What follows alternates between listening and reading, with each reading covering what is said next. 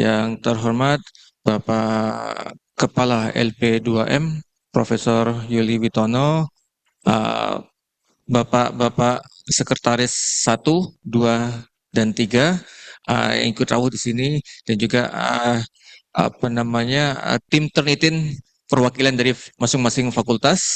Alhamdulillah sudah rawuh di sini, juga tim dari LP2M. Matur nuwun sangat rawuhnya dan penyelenggaraan event ini. Dan alhamdulillah puji syukur kita panjatkan kepada Tuhan Yang Maha Esa bahwasanya kita bisa bertemu di tempat ini, tempat Java Lotus, untuk sharing atau pemantapan berkaitan dengan seperti apa sih penggunaan Turnitin yang ada di Universitas Jember. Izin menyampaikan Bapak Ibu, mungkin sekilas aja, nanti sebelum kita terjun langsung ke aspek teknis ya. Perlu diketahui, mungkin beberapa dosen bertanya, Pak, kenapa aku nggak seperti dulu lagi? Yang bahwasanya setiap instruktur itu bebas untuk mengupload artikel, mengupload apapun lah, begitu makalah dan sebagainya dalam satu waktu. Yang kalau dulu kan sempat ya setiap instruktur kita diperbolehkan untuk upload misalnya 10 atau 20 sekaligus melalui instruktur. Nah, itu dulu Bapak Ibu. 2 tahun yang lalu memang fitur Turnitin itu memang seperti itu. Tujuannya apa? Sebenarnya sama ketika kita punya produk baru, yang dilakukan mereka adalah promo sebanyak mungkin begitu. Ini bentuk promonya Turnitin seperti itu. Bentuknya membebaskan instruktur untuk untuk mengupload, untuk ngecekin similarity untuk di setiap dokumennya. Dan yang terjadi apa? Kita melihat di e-commerce, di Tokopedia, kemudian ada di Shopee, ada yang jual akun instruktur. Berapa harganya ya Mas ya? Murah seperti itu. Asal masuk instruktur bisa. Tapi setelah 2 tahun yang lalu itu sudah tidak ada lagi Bapak Ibu. Karena mungkin Turnitin sudah ngecekin, oh ini sudah yang dilanggan kok sedikit, tapi yang ngecek similarity checkingnya cukup banyak gitu. Jadi mungkin Turnitin berbenah sejak itu. Apalagi di Indonesia ya, ketika ada potensi seperti itu, rame-rame untuk memanfaatkan fitur yang ada di Turnitin. Nah itu. Kemudian waktu itu mungkin para sivitas nggak terasa. Waktu itu kita melanggan 1.000. Sejak awal kita melanggan Turnitin itu 1.000 lisensi yang kita langgan. Yang dilanggan oleh Universitas Jember. Itu 1.000 lisensi.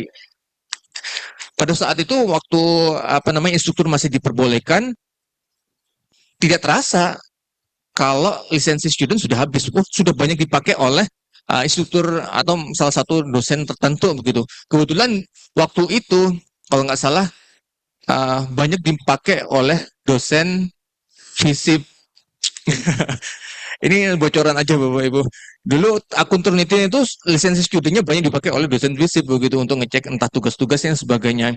Walaupun waktu itu memang instruktur bebas ya untuk uploadnya, tapi sejak 2 tahun yang lalu itu sudah dibatasin oleh Turnitin bahwasanya untuk lisensi student hanya bisa dilakukan oleh student aja, sedangkan instructor hanya diperbolehkan untuk create kelas, kemudian assignment, hanya itu aja. Tapi untuk checking similarity report itu harus melalui role student. Maka sejak 2 tahun yang lalu mungkin para dosen bingung, loh kok sistem Trinity-nya berubah begitu nggak? Makanya waktu itu kami meminta LP2M untuk paling nggak ada perwakilan dari masing-masing fakultas sebagai instrukturnya, sebagai instruktur untuk membuat assignment, kemudian mengentrikan nama-nama dosen yang sebagai student untuk checking similarity reportnya, gitu.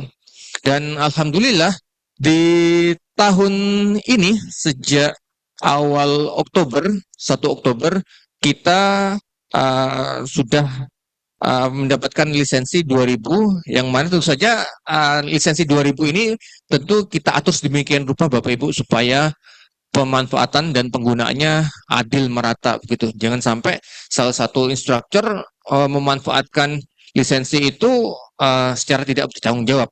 Tadi sudah dijelaskan oleh Bu Yovita bahwasanya setiap student itu punya hak satu lisensi. Artinya ketika instructor atau misalnya Bapak Ibu dosen lakukan share kelas dan enrollment key-nya kepada mahasiswa, maka itu sudah dihitung berapa jumlah mahasiswa yang akan enroll di sana, Bapak Ibu.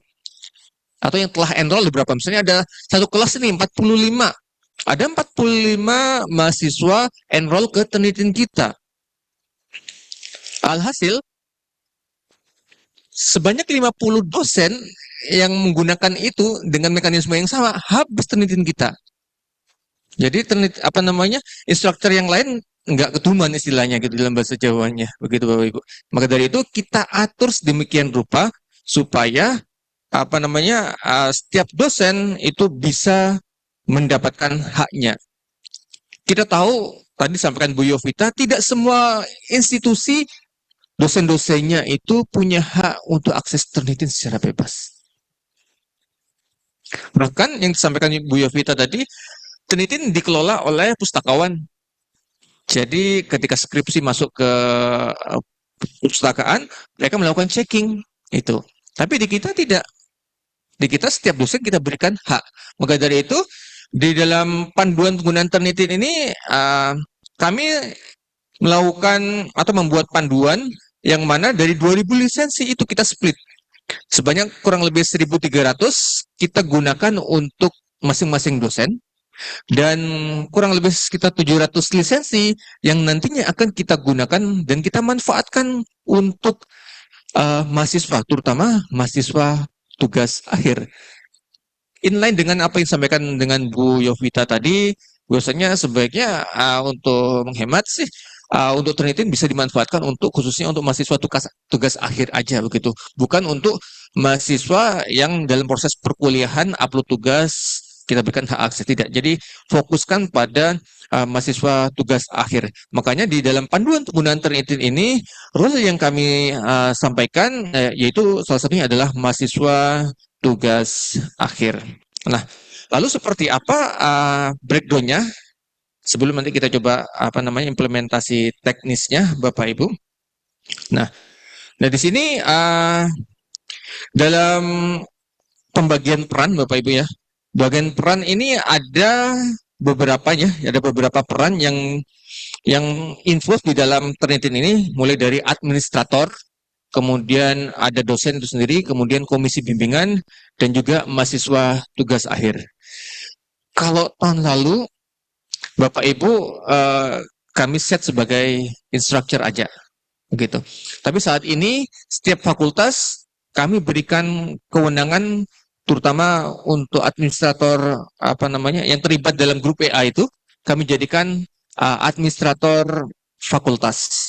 Jadi bertanggung jawab berkaitan dengan penggunaan lisensi yang ada di fakultas tersebut. Itu yang pertama. Kemudian ada pengguna yang lain yang namanya dosen. Nah, dosen di sini, walaupun Bapak Ibu sekalian ini sebagai dosen juga ya, mungkin ada teknik juga yang dilibatkan sebagai administrator, tidak apa-apa. Tapi nanti kita jelaskan seperti apa sih fungsi-fungsi dari masing-masing peranan ini. Jadi dosen ini kita kembalikan bahwasanya dosen ini berhak atau berwenang sebagai instructor. Dan tentu saja dalam hal ini dosen juga kita berikan dan kita fasilitasi juga untuk kita berikan lisensi student untuk setiap dosennya.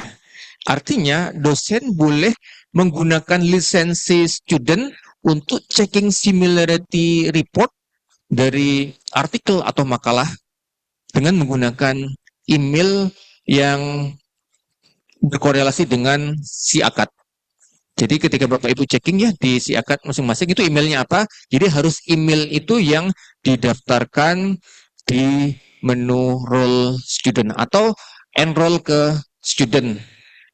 Begitu. Kemudian yang ketiga, ada komisi bimbingan ini. Mungkin Bapak Ibu bingung ya. Nanti komisi bimbingan ini bagaimana?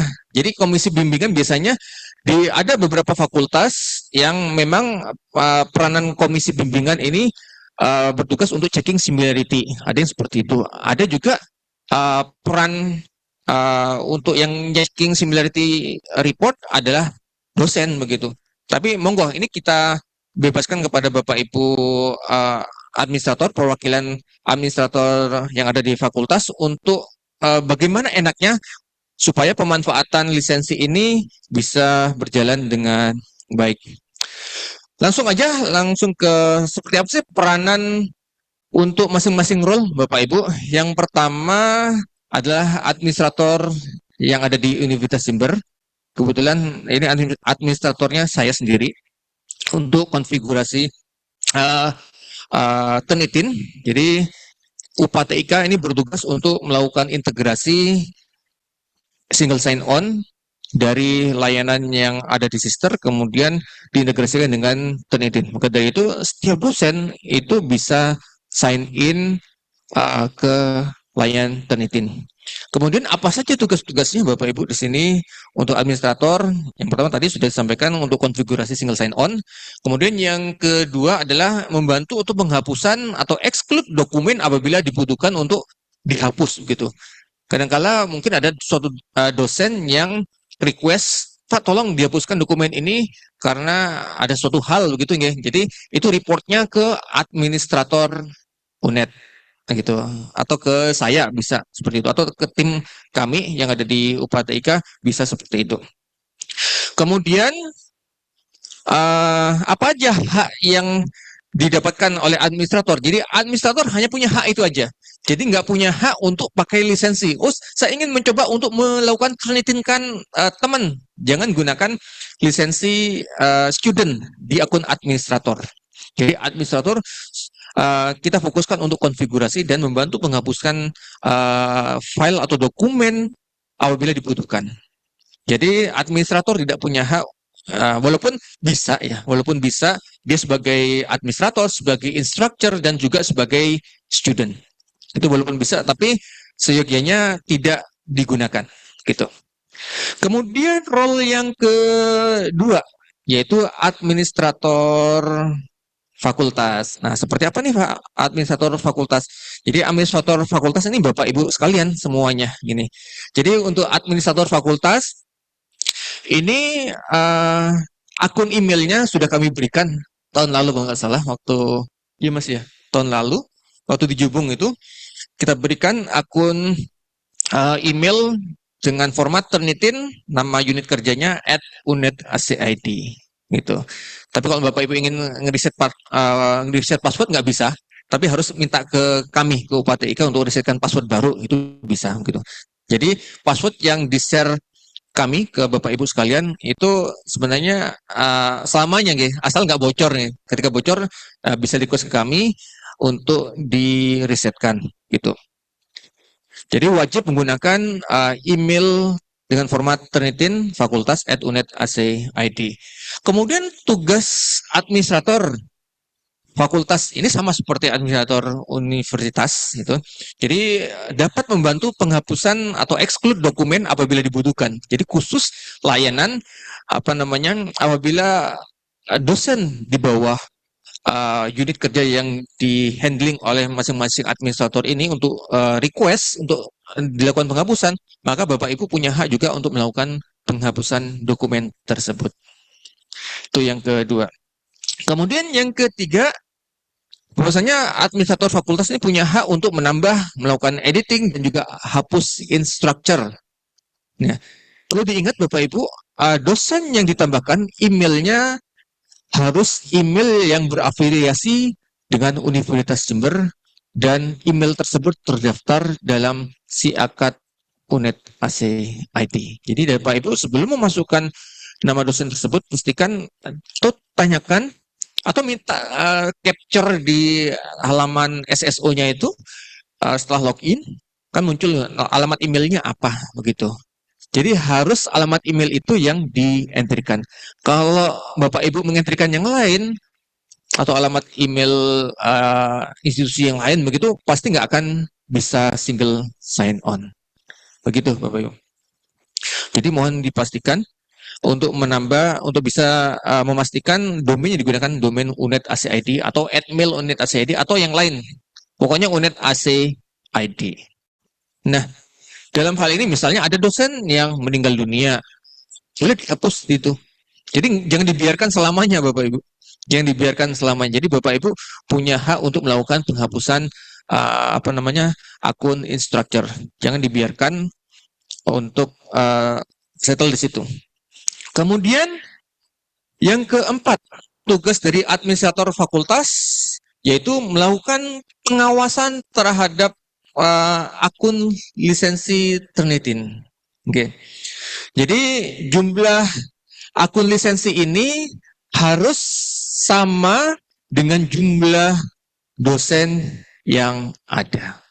Kalau misalnya kurang, artinya ada beberapa dosen yang belum register sebagai student dalam kelas yang telah dibuat dalam role instructor. Jadi Bapak Ibu harus melakukan checking setiap saat, mungkin sepekan sekali atau sebulan sekali lah begitu. Karena kan untuk dosen kan nggak selalu berubah ya begitu, cenderung permanen. Mungkin setiap tahun ada penambahan CPNS atau penerimaan P3K itu baru bisa ditambahkan. Tapi mohon dipastikan terlebih dahulu, mungkin dalam waktu dekat ini 1 pekan atau 2 pekan, Bapak Ibu memastikan seluruh dosen terdaftar. Seluruh dosen terdaftar sebagai instructor, dan yang kedua adalah seluruh dosen harus enroll sebagai student. Tujuannya apa? Tujuannya adalah hak dari Bapak Ibu dosen yang 1.300 itu bisa digunakan. Oke, bisa di-reserve terlebih dahulu. Kalau itu misalnya nggak digunakan, nanti bisa jadi hak mahasiswa, oh ini masih ada tambahan lagi untuk mahasiswa. Jadi ketika akses Turnitin untuk mahasiswa itu dimaksimalkan, sehingga Bapak Ibu nanti bisa jadi nggak dapat akses lisensinya. Jadi mohon nanti bisa menyampaikan ke Bapak Ibu dosen yang ada di fakultas Bapak Ibu agar kalau belum punya Turnitin segera mendaftarkan ke Bapak Ibu administrator. Yang kedua adalah harus segera enroll ke menu student dengan cara buat kelas. Setelah membuat kelas, enroll, ubah role ke student, kemudian enroll ke kelas tersebut dengan menggunakan email yang sama. Begitu. Nah, ini untuk cara checkingnya Bapak Ibu. Untuk cara checkingnya bisa dilihat di sini. Bapak Ibu masuk ke mana ya? Gak gerak, Mas. Nah, itu. Yeah. Untuk melakukan checking berapa jumlah dosen yang telah enroll ke grouping misalnya masing-masing fakultas, bisa dilihat di sini Bapak Ibu. Jadi enrolled student in this account itu ada berapa jumlahnya. Bisa dicek, misalnya ada 5. Misalnya dalam fakultas itu ada 20 dosen dan di sini tertera 5, maka adalah 15 dosen yang belum enroll di situ. Jadi bisa, itu tugas Bapak Ibu untuk menyampaikan ke dosen-dosen yang lain. Kemudian yang bawahnya ini total enrolled student in all applicable account. Ini maksudnya seluruh UNED itu ada berapa yang telah di enroll ya khusus untuk lisensi student. Nah, baik. Kemudian yang ketiga untuk role-nya ada role dosen, Bapak Ibu. Nah, role dosen ini kembali lagi setiap dosen kan sudah dibuatkan emailnya setiap dosen, baik itu dosen P3K ataupun dosen PNS, itu punya email resmi dengan domain @uned.ac.id ataupun yang @mail.uned.ac.id. Dan ini sifatnya compulsory, harus menggunakan email yang terafiliasi dengan sister UNED gitu. Itu yang pertama. Kemudian dosen di sini, dosen sebagai instruktur berperan proses pengelolaan kelas serta manajemen student. Nah, khususnya untuk dosen, manajemen studinya untuk di akun yang bersangkutan, yaitu dosen itu sendiri. Jadi hanya punya hak 1 lisensi. Jangan menambahkan student yang lain. Kecuali kombi nantinya. kecuali combing ya. Jadi untuk masing-masing dosen hanya punya hak satu lisensi saja. Kemudian setiap dosen hanya diperbolehkan enroll ke dalam satu kelas saja. Boleh sih dosen punya beberapa kelas, tapi harus setelah pakai satu kelas yang lain harus di unenroll, jadi dilepas ya lisensinya, kemudian enroll lagi begitu. Atau kalau hemat saya sih lebih aman gunakan satu kelas, Bapak Ibu cukup manage assignment-nya saja. Jadi untuk assignment tidak ada batasan Bapak Ibu. Assignment tidak ada batasan. Nah, kalau setiap dosen apa namanya kan kita berikan hak setiap dosen satu lisensi. Artinya dosen itu boleh menguploadkan skripsi mahasiswa, disertasi mahasiswa boleh. Dengan catatan Bapak Ibu membuat assignment khusus. Misalnya kasih catatan assignment ini khusus mahasiswa apa. Karena assignment itu tidak bisa di-upload beberapa kali, cukup sekali aja. Begitu. Jadi sekali, kemudian ketika mahasiswa yang sama atau dengan naskah yang sama, boleh diupload ke assignment yang sama. Yang tidak boleh adalah ada dua mahasiswa diupload ke assignment yang sama. Itu tidak boleh. Maka nanti akan terjadi tumpang tindih. Bisa dipahami nggak? Jadi setiap dosen itu hanya boleh enroll dia sebagai student, dan setiap dosen itu boleh memperbanyak assignment. Misalnya, saya punya beberapa artikel ilmiah nih, ada 5 artikel ilmiah. Maka yang harus dilakukan adalah membuat beberapa assignment. Karena punya 5, maka membuat 5 assignment. Jadi satu assignment khusus satu artikel. Jadi nggak bisa satu assignment, kemudian ngupload lagi. Di-upload artikel yang pertama, upload lagi artikel yang kedua, upload lagi artikel yang ketiga. Maka ini akan bias. Hasil similarity-nya akan bias. Begitu Bapak Ibu. Jadi setiap assignment, saya tegaskan kembali, setiap assignment satu artikel. Oke, bisa dipahami nggih? Kemudian di sini dosen dapat membuat kelas baru atau enroll ke dalam kelas apabila statusnya sudah expired. Secara umum untuk kelas itu kan jangka waktunya 1 tahun, jadi nggak mungkin expired Bapak Ibu. Jadi setiap tahun insya Allah Universitas Jember akan melanggan terus ya untuk ternitin, ya paling nggak dengan jumlah yang sama. Kalau misalnya ada penambahan yang baru, wallahu alam. Tapi harapannya dengan 2000 lisensi ini kita bisa optimalkan Bapak Ibu, sehingga lisensi ini bisa dibagi merata ya. Kemudian oke, ini contohnya Bapak Ibu. Ini saya membuat ilustrasi nggih. Membuat ilustrasi berkaitan dengan apa yang diperbolehkan dan apa yang dilarang. Nah, ini yang perlu kami tegas kembali. Sebentar saya coba zoom dulu. Oke, kondisi yang pertama adalah kondisi yang diperbolehkan. Saya akan bahas satu persatu di sini. Kondisi yang diperbolehkan yaitu instructor, dosen, boleh membuat satu kelas, jadi hanya membuat satu kelas, dan mengenroll kelas ID sesuai dengan enrollment key-nya ke student, ya, studentnya adalah instruktur itu sendiri. Jadi email instructor itu harus sama dengan email student. Oke, jangan sampai berbeda. Nah, di grup WA saya sudah share contoh yang kemarin, mana yang pelanggaran, mana yang oke gitu nggih. Bapak Ibu bisa melihat seperti apa sih bentuk pelanggarannya, bisa dilihat nggih di situ. Pelanggarannya adalah misalnya Bapak Ibu mendaftarkan email instructor misalnya bayu@unit.ac.id. Tapi di student saya menggunakan email yang lain. Misalnya bayutaruna@unit.ac.id, walaupun sama-sama unit.ac.id itu tidak diperbolehkan Bapak Ibu. Yang diperbolehkan emailnya sama antara email instructor dan email student. Oke. Kemudian kondisi yang kedua, kondisi yang diperbolehkan adalah ini. Bahwasanya kita kita boleh membuat beberapa kelas, misalnya buat 2 kelas, tapi tidak direkomendasikan sih, lebih baik maintain 1 kelas. Tapi boleh membuat beberapa kelas, tapi dengan catatan ketika kita sudah pakai 1 kelas, ingin mencoba kelas yang lain, kelas yang misalnya kita enroll ke kelas 1, ini kita lepas. Baru kemudian kita masuk ke kelas yang kedua. Oke, seperti itu nggih, Bapak Ibu. Itu yang diperbolehkan. Kalau yang nggak diperbolehkan, Bapak Ibu enroll dengan email yang sama ke 2 kelas. Jadi membuat 2 kelas, email yang sama, kita enrollkan.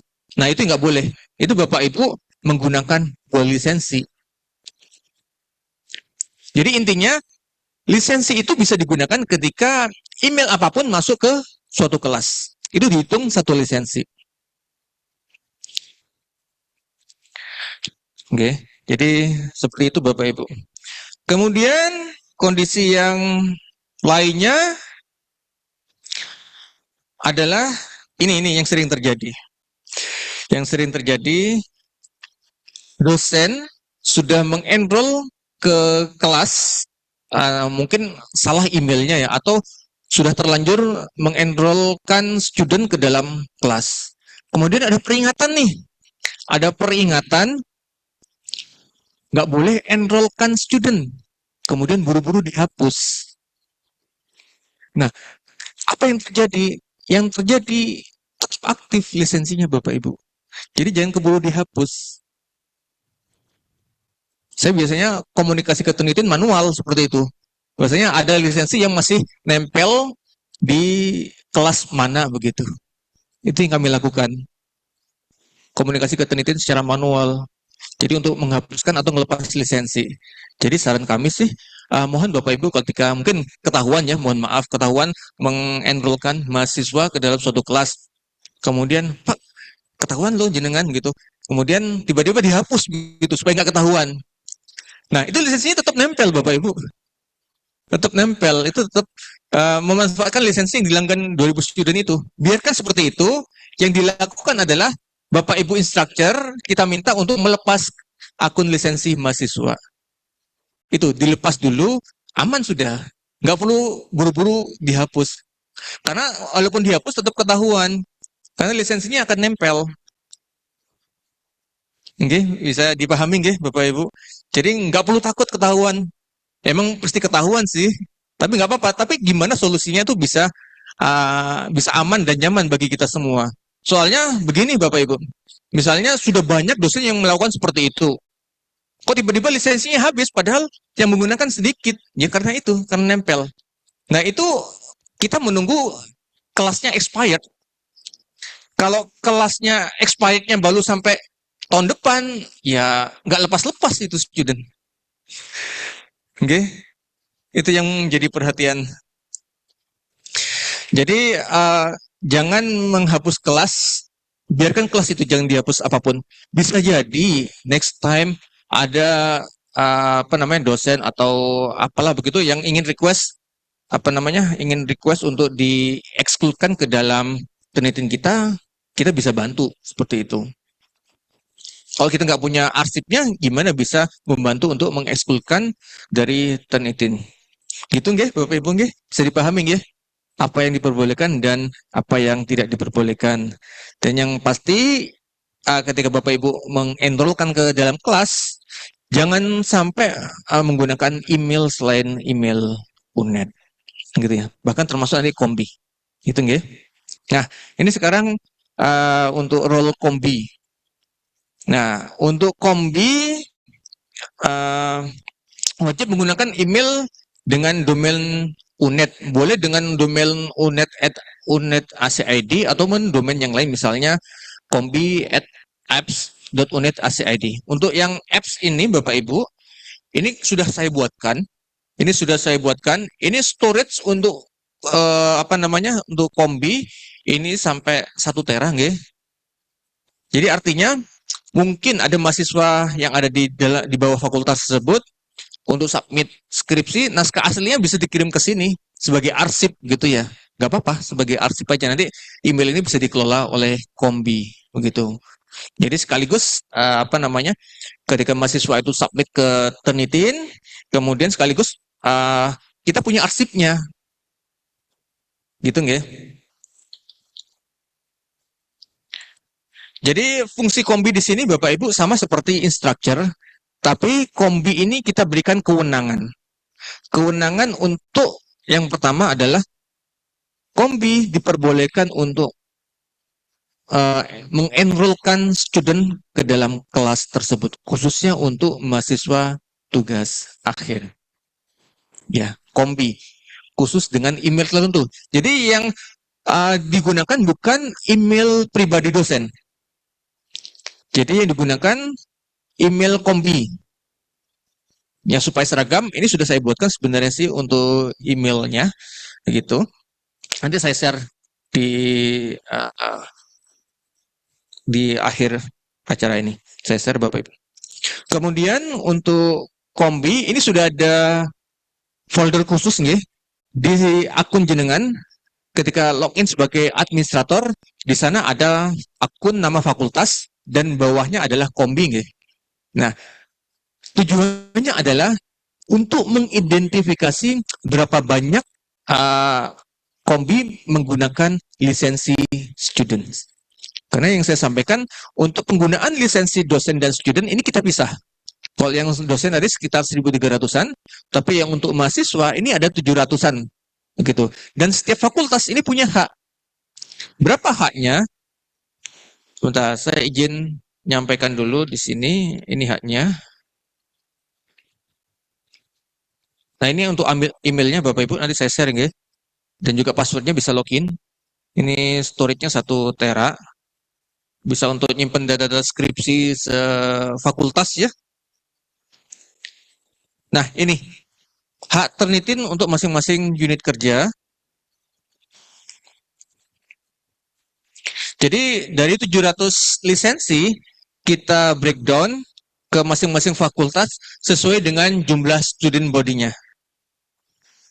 Student body-nya. Ini FEB ada 70 hak Turnitin yang ada di kombi. Ya, di kombi punya 70, kemudian fakultas farmasi ada 13, fakultas hukum ada 54, kemudian fakultas ilmu budaya 38, fakultas ilmu komputer 31, FISIP ada 76, fakultas kedokteran ada 13, fakultas kedokteran gigi ada 14, fakultas keguruan dan ilmu pendidikan ada 157, paling banyak sendiri nih. Kalau dilihat dari student body-nya. Kemudian fakultas keperawatan ada 18, ada fakultas kesehatan masyarakat 24, FMIPA ada 32, fakultas pertanian ada 59, teknik 64, FTP ada 33, dan program pasca sarjana ada 3 lisensi student. Artinya apa? Jadi komisi bimbingan itu punya hak untuk menambahkan 3 students. Misalnya mereka ingin ngecek sendiri, boleh. Pak, saya ingin ngecek sendiri, misalnya capek nih kombinya untuk ngecekin, boleh kita manfaatkan ini. Kita manfaatkan ini, kemudian kita enrollkan email mahasiswa. Email yang digunakan adalah nim@mail.uned.ac.id. Kan setiap mahasiswa itu kan punya email nggih. Email UNED itu yang kita gunakan. Jadi nim@mail.uned.ac.id yang kita bantu untuk enrollkan. Jadi bukan mahasiswa yang enroll sendiri, tapi kombi yang membantu melakukan enroll ke dalam kelas tersebut. Jumlahnya berapa? Ya ini. Jumlahnya ada tiga lisensi untuk program pasca sarjana. Dan tentu saja ketika selesai melakukan Turnitin, apa yang disampaikan tadi Bu Yovita, dilepas itu. Misalnya Turnitin dalam waktu 1 bulan itu harus sudah selesai. Misalnya dalam 1 minggu, ya perlu perbaikan nih, diperbaikin lagi. 1 bulan pokoknya harus sudah selesai, dilepas begitu. Supaya lisensi tersebut bisa digunakan oleh mahasiswa yang lain. Oke, bisa dipahami nggih Bapak Ibu? Jadi yang berhak untuk handling handling similarity checking untuk mahasiswa adalah kombi. Jadi bukan akun pribadinya dosen. Walaupun mungkin akun pribadi dosen, oke, bisa saya bantu nggak apa-apa. Tapi ya gunakan akunnya dosen itu sendiri. Tapi bukan menggunakan akunnya apa namanya kombi begitu. Gitu nggih, Bapak Ibu. Dan ini alur untuk tenitin kombi ya. Ada instructor, ini ada class ID, the student, dan ini email at apps onet ACID ini bisa dijadikan email repository skripsi ataupun tugas akhir dari mahasiswa. Jadi fakultas juga punya arsipnya nantinya. Ini bisa dimanfaatkan oleh kombi. Begitu.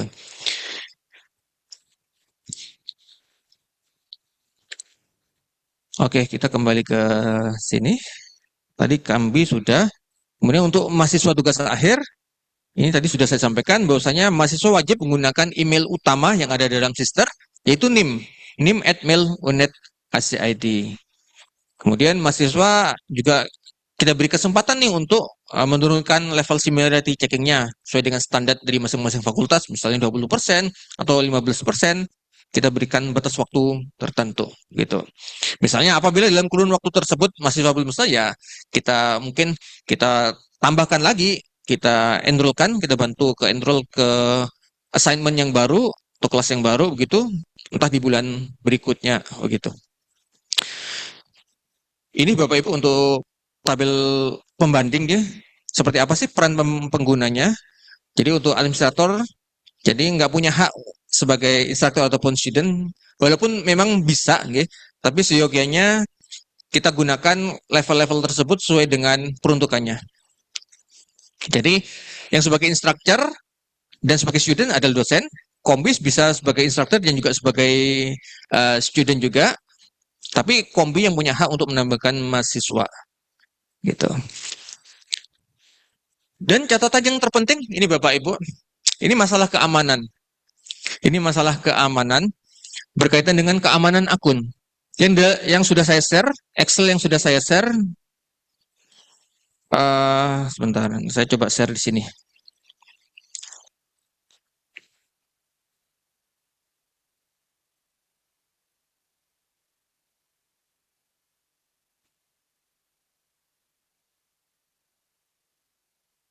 Di Excel ini kelihatan ya Bapak Ibu ya. Nah, ini kita bisa melihat ada mungkin kita menjumpai salah satu akun instructor yang kena hack. Ya, ini kebetulan punya Pak Wijonarko ya dari Fakultas Teknik. Jadi kan bisa lihat di file yang saya share di sana. Ini bermasalah kenapa? Ya, ini kayaknya kena hack ini. Mengapa kok bisa kena hack? Nah, di panduan tersebut saya sudah sampaikan dan juga tadi sudah disampaikan oleh Bu Yovita bahwasanya metode login ke dalam Turnitin itu ada dua macam. Yang pertama adalah kita bisa login dengan menggunakan SSO, single sign on, sign in with Google. Nah, itu paling aman. Nah, paling aman. Biasanya ketika Bapak Ibu membuatkan akun Turnitin, akun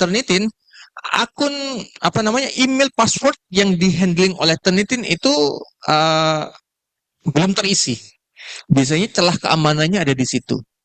Maka saran dari kami, mohon setiap user Turnitin itu bisa mereset password dari Turnitin itu, kemudian gunakan standar minimal ketentuan password yang disampaikan oleh Bu Yovita tadi, 12 karakter minimal, jadi mix antara huruf, angka, dan tanda spesial ya, atau tanda apa ya, tanda sharp, tanda apa lagi, tanda khusus lah begitu ya.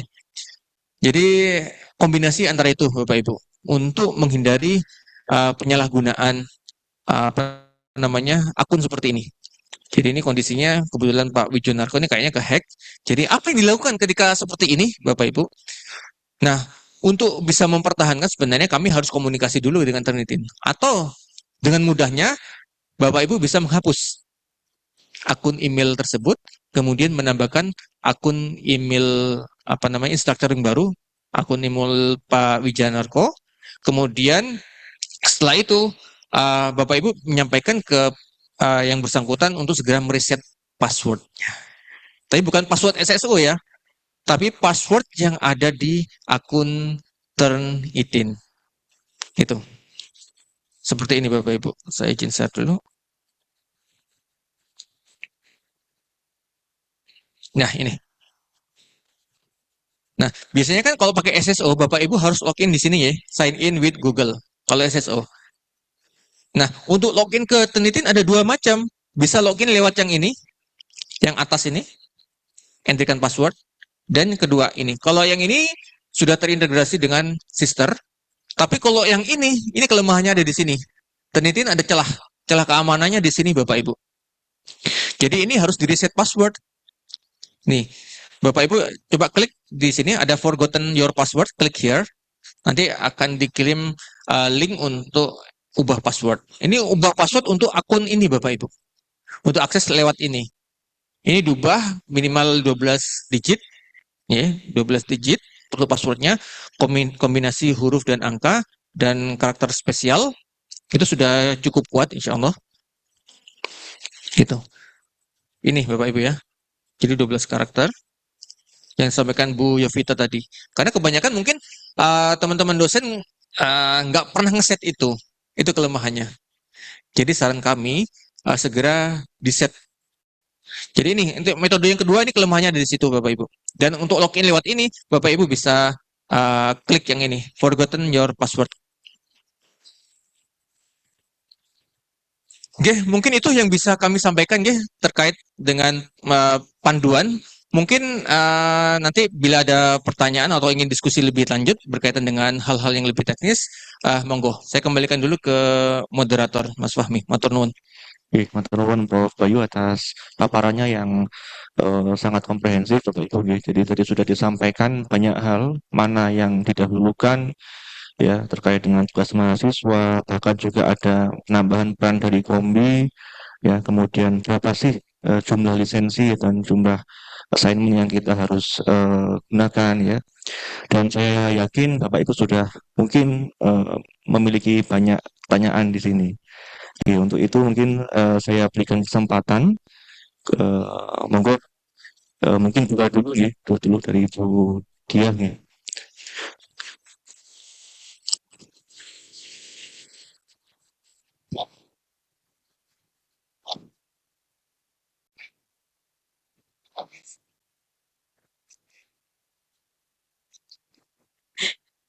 Matur nuwun.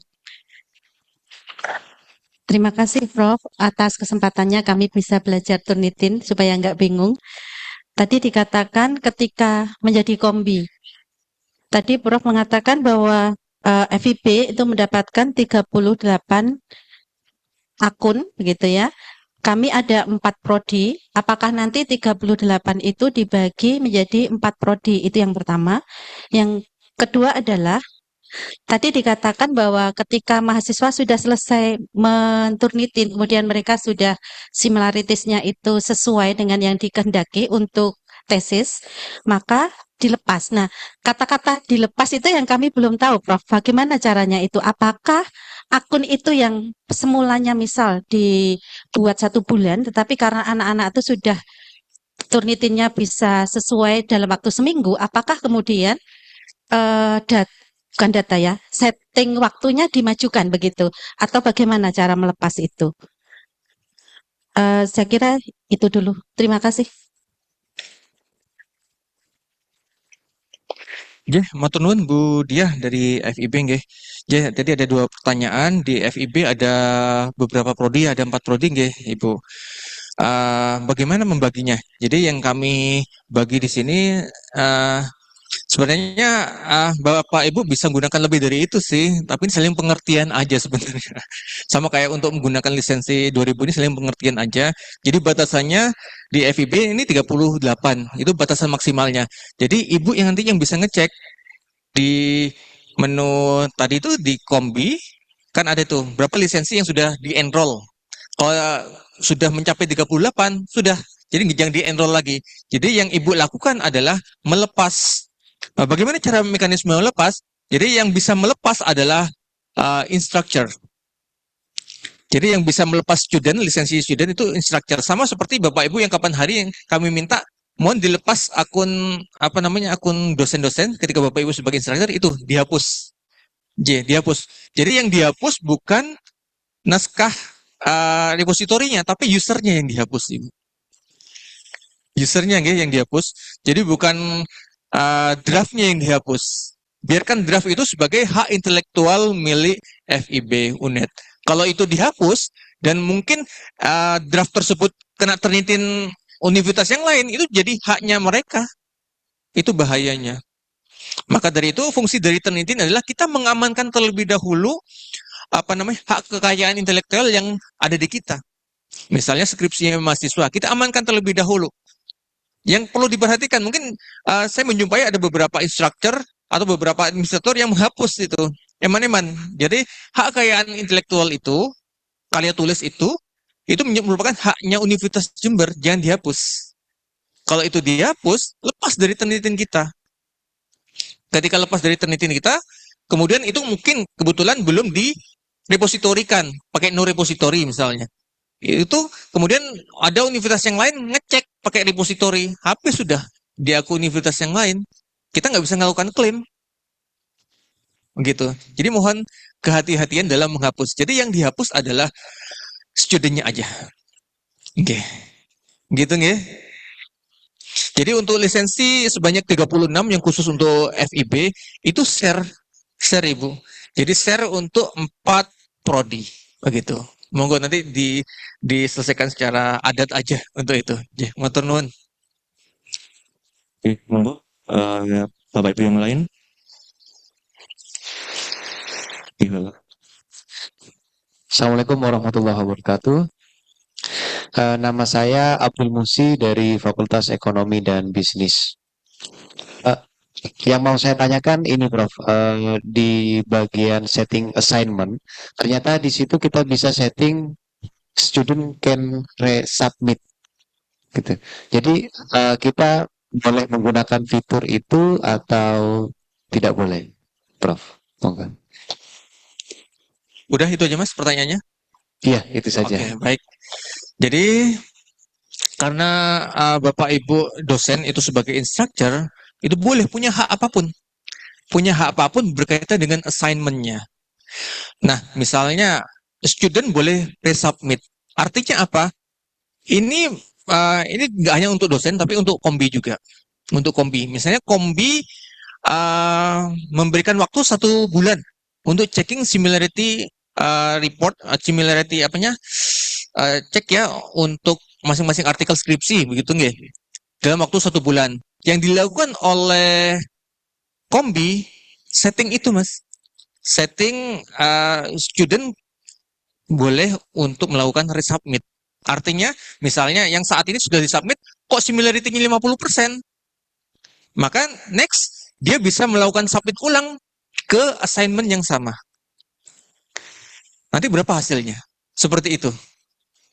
Oke, bisa dipahami nggih? Itu berlaku pula untuk setiap dosen. Misalnya dosen untuk checking misalnya publikasi ilmiahnya gitu. Untuk karya untuk yang submit ke jurnal, di checking satu assignment, oh ternyata similarity-nya masih tinggi gitu, 30%. Maka kita bisa buat skema itu. Kemudian misalnya keluar 50%, kita perbaiki terlebih dahulu, kemudian setelah kita perbaiki kita resubmit di assignment yang sama. Jadi nggak perlu membuat assignment yang baru. Begitu, Mas. Matur nuwun. Satu lagi, Pak. Boleh. Jadi ini ada dosen-dosen senior yang mungkin belum paham menggunakan Turnitin gitu ya, Pak ya.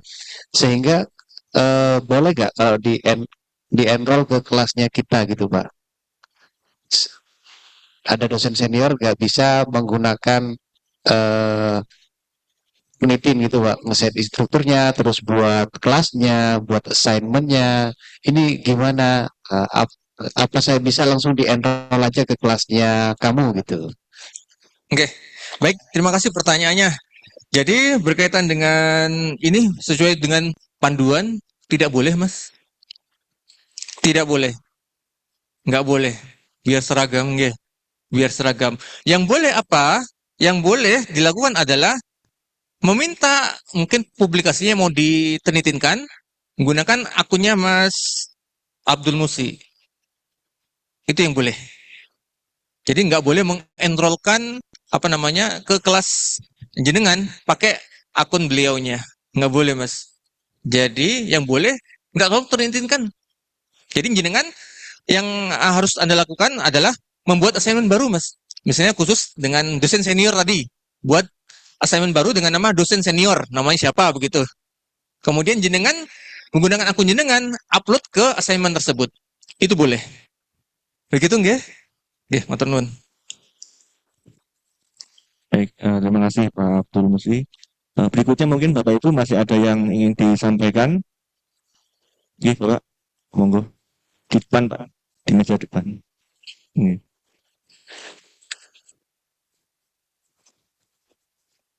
Bismillahirrahmanirrahim. Assalamualaikum warahmatullahi wabarakatuh.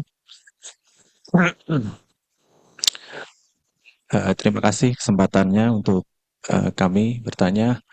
Yang pertama tadi telah disampaikan kita sebagai administrator tidak diperkenankan ya untuk menambahkan email administrator sebagai instruktur maupun student. Nah, nanti bagaimana apabila kita ingin menambahkan? Kemudian yang kedua tadi terkait dengan akun yang sudah dihack itu tindak lanjutnya bagaimana ya? Apakah kita hapus kemudian kita tambahkan lagi dengan akun yang sesuai gitu ya atau yang sudah semestinya itu yang kedua. Kemudian yang ketiga terkait dengan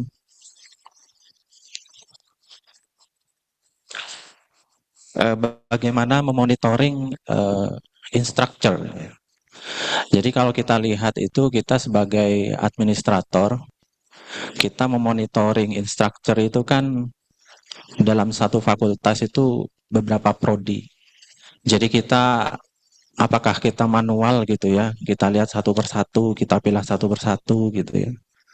Padahal kami di prodi sendiri kan sudah punya petugas masing-masing ya, masing-masing prodi sudah ada perwakilan untuk bisa mengadministratori, sehingga harapan kami bagaimana mudahnya gitu ya. Apabila kita memonitoring, kita kan nggak mungkin satu-satu gitu ya kita lihat, karena dalam satu fakultas itu kan emailnya jadi satu. Nah, kami berharap lebih mudahnya kita sebagai administrator itu mungkin bisa dibuatkan seperti kombi ya. Jadi di situ ada fakultas, kombi, mungkin atau prodi, sehingga nanti masing-masing bisa memilah, oh prodi ini instrukturnya sudah terkumpul atau terkelompokkan di masing-masing prodi, begitu. Mungkin cukup 3 pertanyaan kami. Terima kasih. Oke, baik, langsung ya, Mas. Terima kasih, Mas Dian. Pertanyaannya yang pertama adalah, apakah administrator diperkenankan untuk menambahkan dirinya sendiri sebagai instructor ataupun student? Jadi jawabannya tidak diperkenankan, Mas. Ya, karena di sini administrator notabene kan sebagai dosen juga, nggih. Jadi gunakan akun dosen itu. Karena kalau sebagai student artinya nambah lisensi lagi untuk administrator begitu. Coba bayangkan dosennya aja 1.300-an gitu, dosen UNED 1.300-an, mahasiswa 700. Kalau nambah ketambahan administrator, misalnya ada berapa nih? 100-an ya. Jadi harus nambah 100 lagi, Mas. Gitu. Itu kita berusaha untuk menghemat lisensi sih. Kecuali kalau Universitas Jember melanggan mungkin 7.000 lisensi seperti tadi yang akan dilanggan gitu. Gak apa-apa sih. Gak apa-apa. Kita 2.000 aja ini sangat bersyukur loh. Di universitas yang lain ada beberapa universitas, saya dapat bocoran sih sebenarnya, itu mereka nggak punya penelitian yang dilakukan, ya pustakawan itu yang melakukan tugas sebagai checker untuk penelitiannya, Mas. Begitu. Jadi kita bersyukur banget setiap dosen punya hak, begitu, punya hak walaupun dibatasi hanya satu lisensi begitu, nggak apa-apa. Itu cukup untuk diri kita sendiri ataupun untuk mahasiswa bimbingan kita itu cukup banget begitu. Jadi untuk administrator tidak diperkenankan Mas begitu. Ini dengan alasan untuk menghemat lisensi itu. Itu yang pertama. Kemudian yang kedua, bagaimana mekanisme ketika ada akun itu dihack? Nah, yang pertama solusinya adalah ketika akun tersebut sudah banyak yang diternitinkan, ada banyak naskah yang sudah ada, mungkin ada ratusan ya, ada walaupun nggak ratusan, mungkin ada puluhan lah begitu. Puluhan yang sudah diternitinkan, dan ini skripsi mahasiswa. Kalau seperti itu, panjenengan bisa report ke saya untuk bisa komunikasikan ke Turnitin Indonesia supaya mereka membantu untuk menggantikan email gitu. Karena di fitur kami nggak ada itu. Jadi ini komunikasi manual, itu yang pertama. Atau metode yang kedua, mumpung ini masih kosong, belum ada file atau dokumen yang dimiliki oleh kebetulan di sini contohnya Pak Wijonarko ya, Pak Wijonarko, maka yang dilakukan jadi kan boleh langsung hapus, karena akun tersebut berafiliasi dengan email tersebut, maka jangan bisa menambahkan instructor baru, begitu nggih, instructor baru dengan alamat email unit ACID. Dan jangan lupa sampaikan ke para instructor untuk segera mereset email untuk akses ke Turnitin. Bukan mereset yang SSO ya, tapi mereset khusus akun untuk login ke Turnitin. Karena ada dua mekanisme ya. Mekanisme yang kedua itu yang kita reset. Begitu Mas, minimal 12 digit karakter. Itu yang kedua. Kemudian yang terakhir, pertanyaan yang terakhir ini, bagaimana cara monitoring instructor? Oke, cara monitoring instructor, di sini kami tidak membedakan mana instructor fakultas, kemudian mana prodi. Jadi di sini kami memandang ini adalah instructor fakultas. Begitu. Tugasnya gampang kok Mas. Sederhana banget. Jadi kan bisa download file Excel-nya kan? Download all instructor. Kemudian bagaimana cara mekanisme untuk checking apakah sama email email instructor dan email student, dia pakai if aja, if apabila kolom A sama dengan kolom B kasih tanda apalah, kan bisa seperti itu, cepet kok itu, nggak sampai 1 menit selesai. Iya manual, emang nggak ada fiturnya sih untuk di Turnitin, bisa dilakukan seperti itu. Oke, Nathan gimana? Itu yang bisa dilakukan. Dan alhamdulillahnya untuk administrator ini nggak terlalu berat kok. Beda dengan yang sebelumnya. Kalau sebelumnya kan kita harus manage assignment, manage kelas, gitu nggih. Buat assignment lagi, buat assignment baru. Kalau sekarang kan nggak perlu begitu. Selama itu nggak ada masalah dan lisensi dosen sama dengan lisensi students lisensi gitu, maka nggak ada masalah itu. Kita nggak terlalu dimonitoring. Mungkin sebulan sekali kita monitoring nggak apa-apa begitu. Dan jangan lupa ketika mungkin menemukan dosen yang melakukan penyalahgunaan, nggak apa-apa, di log aja gitu. Jadi kan log aja supaya, mohon maaf, ini sebagai cambuk lah gitu. Paling nggak tahu kesalahannya di mana gitu. Walaupun nanti mungkin secara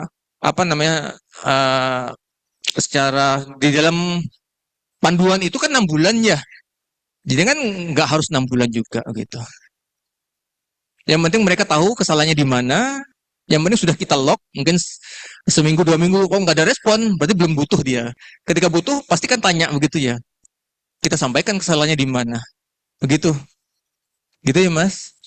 Menambahkan lagi tadi untuk kombi berarti akan ada akun email sendiri nggih. Betul. Jadi satu fakultas nanti akun kombinya satu. Satu fakultas untuk kombi, jenengan boleh menambahkan masing-masing jurusan kombinya. Boleh. Jadi jurusan teknik, D3 teknik, kemudian S1 teknik, elektro misalnya. Itu boleh, jenengan tambahkan. Kan masing-masing jurusan kan ada kombinya ya. Dengan Jenengan buatkan. email UNED ACID Iya. yang disediakan nanti dari Oke. Gitu. Kalau misalnya sudah punya, gunakan itu aja. Saya kira ada ya. Saya cek itu ada di sistem. tidak Email mengguna- kombi D3 teknik elektro mungkin. tapi tidak menggunakan UNED ACID. nggak menggunakan. Iya. Oh, Gmail. Oh, Oke. jadi bisa kita buatkan Mas gitu. Jadi nanti per jurusan nggih, Per jurusan. dibuatkan nggih. Jadi nanti penempatannya ditaruh di folder kombinya itu Mas. Iya. Paham ya? Kan ada 2 folder itu. Satu Iya. untuk fakultas, fakultas itu untuk fakulti ya, fakulti member dosen. Yang kedua adalah kombi. Kombi. Kalau kombi itu semua kombi, misalnya ada 4 jurusan dalam fakultas tersebut, masukkan aja. Gitu. Jadi Bapak Ibu yang memonitoring berapa jumlah lisensi yang digunakan nanti. Jadi kan bisa ngecekin satu persatu. Gitu. Gitu ya Mas Dian. Baik, terima kasih. Ya, matur nuwun. Satu lagi mungkin Bapak Ibu karena memang ada keterbatasan waktu. Oke, Pak, monggo bisa ditampung di sana mungkin dititipkan. Aduh. Sekarang memang ada keterbatasan waktu, jadi nanti bisa didiskusikan lebih lanjut. Baik, terima kasih sama Prof. Bayu. Dan pertanyaan terkait dari pembuatan assignment, kan nanti semua dosen akan membuat, sebagai instruktur akan membuat assignment masing-masing. Nah, untuk prosedurnya submit paper to ini nanti ke donor repository atau standar repository, karena tadi teringat untuk kekayaan intelektual nanti apakah bisa diklaim oleh Universitas Jember atau nanti universitas lainnya. Kemudian untuk standar penggunaan kelas itu apakah bisa digunakan sampai tahun berikutnya atau ada batasan waktu untuk pembuatan masa berlakunya kelasnya itu? Mungkin itu dari saya, terima kasih. Boleh lanjut, G. Melanjutkan yang barusan terkait dengan riset password, Prof. Kami menemui beberapa kendala, beberapa akun, beberapa kolega kami itu ketika melakukan riset password itu email riset password dari Turnitin itu tidak pernah masuk ke dalam email UNED kami begitu. Khususnya ketika 3 bulan yang lalu ketika semuanya direset oleh Turnitin. Nah, itu kebanyakan melaporkan tidak menerima email sehingga kami sarankan masuknya itu menggunakan SSO, menggunakan Google begitu. Nah, itu bagaimana Prof terkait dengan solusinya yang sampai sekarang itu ketika mau mereset password itu tidak pernah mendapatkan emailnya, email reset password dari Turnitin. Kemudian yang terakhir terkait dengan kombi, apakah nanti ada panduan atau aturan tertentu untuk kombi, misalkan mahasiswa yang di-enroll itu apakah mahasiswa yang murni tugas akhir ataukah dia yang sudah sempro ataukah yang sudah sidang atau bagaimana. Kemudian juga kelasnya yang dibuat oleh kombi itu apakah ditetapkan misalkan harus 1 bulan ataukah bebas ataukah bagaimana, apakah ada panduan khusus terkait dengan kombi. Terima kasih. Sudah hitung ya Mas? Ya, matur nuwun. Saya jawab dulu. Yang pertama untuk assignment. Jadi untuk assignment, instructor itu bebas, Mas. Bebas untuk memilih mau pakai no repository ataupun repository itu bebas begitu. Kita tahu untuk apa kepentingannya. Misalnya untuk buku kita ya pastinya kita pakai repository dong supaya ketika ada buku itu publish tidak ada yang mereplikasi lagi begitu. Itu yang pertama. Tapi kalau misalnya masih dalam proses nulis ini belum final, jadi kan bisa kita prefer menggunakan no repository itu aja. Jadi kalau misalnya itu sudah sudah final, jadi kan menggunakan repository gitu ya Mas, itu solusinya. Kemudian yang kedua, apakah kelas ini bisa kita tambahkan, misalnya multiple class begitu? Ya sebenarnya boleh-boleh aja, sah-sah aja. Tapi yang tidak diperbolehkan adalah kita menggunakan menambahkan beberapa student ke dalam kelas tersebut, kecuali kombi ya. Kecuali kombi. Kalau dosen nggak boleh, hanya user tersebut. Dan kelas itu secara efektif 1 tahun, Mas. 1 tahun begitu. Jadi 1 tahun dari sekarang, misalnya kita create kelas sekarang ya 1 tahun berikutnya itu akan expired. Ya tentu saja nanti akan ada masa kedaluarsa juga sih. Misalnya lupa belum memperpanjang begitu, ya pasti ada kedaluarsanya begitu. Tapi insya Allah setiap tahun unit akan terus melanggan untuk layanan ini karena ini pasti akan bermanfaat. Tadi sudah sampaikan oleh Prof. Yuli dan juga Prof. Slamin. Gitu Mas. Itu yang kedua. Kemudian yang ketiga, reset password. Reset password ini bisa Mas saya cek gitu. Saya coba untuk reset password bisa. Atau bisa menggunakan masuk ke profile itu dengan coba untuk ganti password. Itu bisa. Bisa seperti itu, ganti passwordnya ya. Kemudian yang terakhir berkaitan dengan kombi. Nah, ini sesuai dengan kebijakan unit kerja masing-masing. Apakah mahasiswa tugas akhir yang proposal atau yang sudah final yang menggunakan Turnitin, monggo itu bisa disepakati bersama dalam unit kerja tersebut. Kalau misalnya proposal ya tentu saja nanti kita bisa coba tanpa repository dulu begitu. Tanpa repository dulu, kemudian kita buatkan mungkin dalam kasih waktu seminggu atau apa namanya 2 pekan begitu atau 1 bulan lah maksimal begitu untuk memperbaiki proposalnya begitu. Setelah selesai dilepas begitu. Nanti kalau misalnya mau ingin submit yang final, jenengan bisa membuatkan baru assignment yang baru. Kemudian yang final itu kita buat yang repository. Begitu, Mas. Repository tapi dengan bisa resubmit. Jadi resubmit lagi supaya mereka ketika ada perbaikan bisa mensubmit di assignment yang sama. Gitu nggih. Jadi itu memang nggak ada panduannya, memang itu sesuai dengan regulasi dari masing-masing unit kerja. Jadi kami fleksibelkan supaya apa namanya bisa jadi untuk aturan kombi beda-beda kan di setiap fakultas itu monggo gitu. Yang perlu diperhatikan adalah jumlah lisensinya supaya nggak melebihi batas hak Turnitin dari masing-masing unit kerja. Begitu Mas. Terima kasih. Oke, baik. Terima kasih Prof. Bayu atas jawaban-jawaban yang telah diberikan kepada para peserta di sini. Intinya kita sudah mendapatkan gambaran ya, kita sudah memiliki banyak lisensi sampai dengan 2000. Itu sangat banyak, tinggal bagaimana kita bisa memanfaatkan itu dengan baik dan benar dan tidak merugikan aktivitas yang lainnya. Mungkin Prof ada yang mau disampaikan sebagai penutup atau sudah cukup ya? Baik, itu demikian tadi penyampaian dari Prof. Bayu terkait dengan pengembangan layanan Turnitin di Universitas Jember. Semoga ini bisa bermanfaat untuk kita semua dan Bapak Ibu bisa menyampaikan kepada rekan-rekan kolega di prodi maupun di fakultasnya masing-masing sehingga kita harapkan ke depan tidak ada lagi atau kita mengurangi risiko kesalahan dan juga penggunaan lisensi yang tidak benar. Dan kita harapnya lisensi ini dapat kita manfaatkan sebaik mungkin untuk kemajuan lembaga. Dari saya cukup, terima kasih. Saya akhiri untuk sesi ini. Assalamualaikum warahmatullahi wabarakatuh. Kami kembalikan ke MC.